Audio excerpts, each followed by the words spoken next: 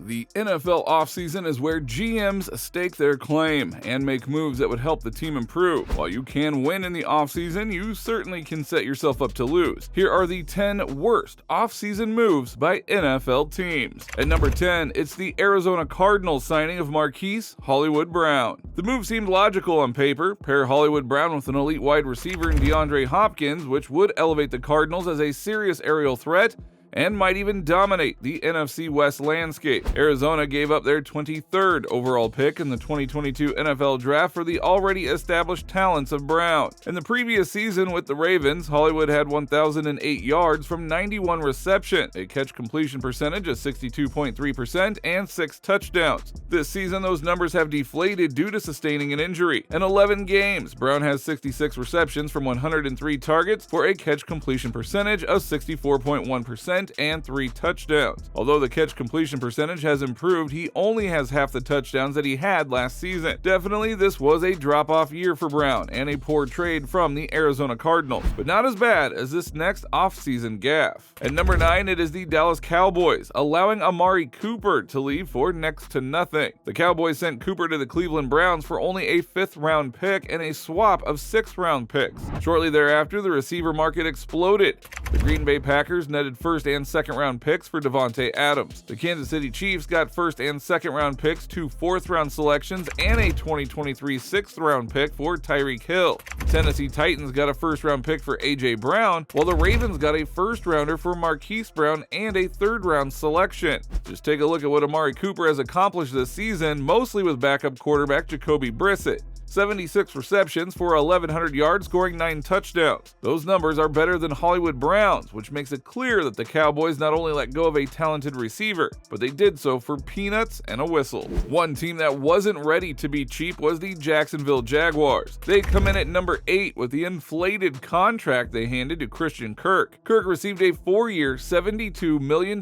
contract, despite being the 3rd wide receiver the previous season with the Arizona Cardinals. That's $37 million guaranteed, which includes the salaries for 2022 and 2023, plus the signing bonus. His per-game active bonus is $500K, a roster bonus of $1 million, and annual incentives of $3 million, depending on how well he performs. He will earn $500K each for 1,000, 1,100, and 1,200 receiving yards, and a further $500K each for 80, 90, and 100 receptions. So, how well has Christian Kirk played this season? He has 78 receptions from 125 targets, 1,009 yards, and 7 touchdowns. However, his catch completion percentage is down significantly from last year. Last season with the Cardinals, Christian Kirk had a catch completion percentage of 74.8%, but this year with the Jags, it's down to 62.4%. Now, while he is making money, he certainly hasn't shown that he is worth it. Sometimes you have to be a little tight with money in order to get the best out of your team. At least that was the thinking behind Brian Gutekunst of the Green Bay Packers. At number 7, it is the Green Bay Packers not spending enough cash to land Aaron Rodgers some weapons. The Packers trade away their best wide receiver, who happens to be an elite receiver, who is in sync with their quarterback Aaron Rodgers. They also parted ways with other established receivers in Marquez Valdes-Scantling and Equanimous St. Brown. In return, they brought in Sammy Watkins, who is no longer with them, and rookie 2nd round pick Christian Watson, who is incredibly inconsistent. So here's a breakdown of the catch completion percentages from the Green Bay wide receiver room. 32-year-old veteran Randall Cobb leads the way with 66.7% from just 48 targets. Then it's rookie Romeo Doubs and Christian Watson, who have a catch completion percentage of 64.6 and 60 respectively. The target leader for the group is Allen Lazard, who has 94 targets and a low 59.6% catch completion. The Packers might have signed their quarterback to an extension, but they didn't extend a hand in helping him out. Another team who didn't help themselves out was the Super Bowl defending champions, the Los Angeles Rams. At number 6, it is the Rams letting go of Von Miller. The veteran linebacker was one of the main cornerstones of their defense last season, and he is a vocal leader off the field too. The absence left by Miller was never truly filled by the Rams, and as a result, their pass rush defense suffered. In this instance, it was due to a lack of funds and capital that the Rams couldn't keep Miller. They had given up draft picks to get him, and he delivered by winning them the illustrious Vince Lombardi Trophy. But the Rams just didn't have the funds to match what the Buffalo Bills were offering, which is a reported 6-year, $120 million.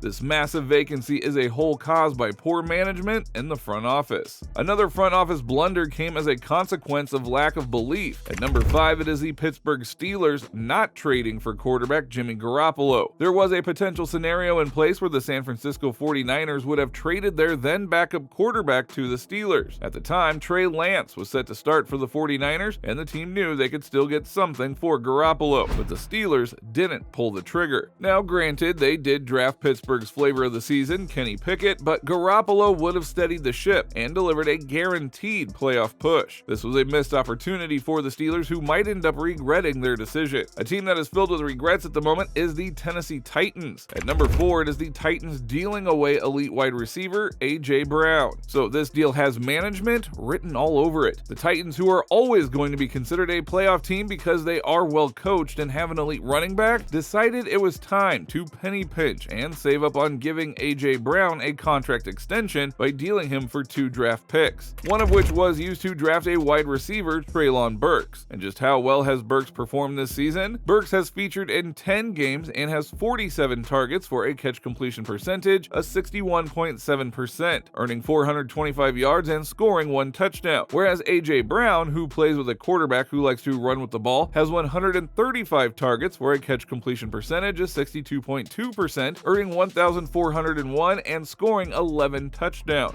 Now, there is no need to pound and bash the Titans because they know that they messed up with this trade. Now, another team that messed up is the Washington Commanders. At number 3 on our list, it's the Commanders signing Carson Wentz. Commanders gave up some draft picks to get Wentz, and he has expectedly underperformed by league standards this season. Wentz, however you want to spin it, didn't feature for half of the games this season. Whether he lost his job to backup Taylor Heineke or whether he was injured, the Commanders didn't want to play him to protect a draft pick in 2023. It doesn't matter because Wentz wasn't good. When he played, he had a pass completion percentage of 62.3%, 11 touchdowns, and 9 interceptions. No one in their right mind would trade or sign such an asset, and the Commanders should feel foolish for having entertained the thought of adding Wentz to the roster. A team that was actively trying to recruit someone to their roster ends up on our list at number 2. It is the Cleveland Browns pursuing Deshaun Watson. Watson was suspended for 11 games and fined $5 million after he was accused by more than a dozen women of sexual misconduct during massage sessions. So if you're a GM and want to make a move at quarterback, why would your preferred stop be someone who has negativity and weight on his shoulders? It doesn't make any sense that the Browns would be attracted to such an individual who has to bear the burden of past mistakes. And the pressure is showing on Watson, who has played in 5 games and has a seriously low pass completion percentage of 56.7%, 5 touchdowns, and 3 interceptions. Are those the numbers that Browns were hoping for from their number 1 guy? I think not. Now, thinking also managed to escape this team. Go Broncos country.